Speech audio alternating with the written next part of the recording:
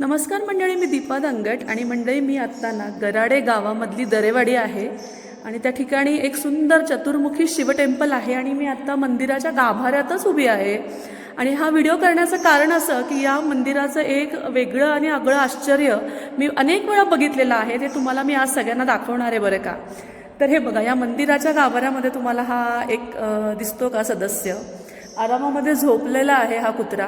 परंतु असे ना, जेव्हा या मंदिरामध्ये आरती चालू होते की नाही, आरतीच्या अगोदर मोठा शंखनाद होतो आणि आरती चालू झाल्यानंतर आजूबाजूच्या परिसरातली अनेक कुत्री त्यावेळेला अचानकपणे या गाभाऱ्यामध्ये जमतात आणि ते जोराने आवाज करतात, जणू काही ते आरती गात असतात. किंवा हो ना काका, म्हणजे जणू काही बघा, काका पण आहेत, पुजारी काका आहे तिकडे, त्यांनी पण आता खूप साऱ्या स्टोरीज गोष्टी मला सांगितल्या की अगदी तुमचा पाळीव कुत्रा जरी तुमच्यासोबत इथे आला तरी तो आरतीच्या वेळेला आरती गाणार.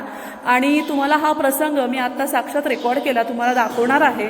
तर बघा या शिवमंदिरातली ही आगळी वेगळी आरती.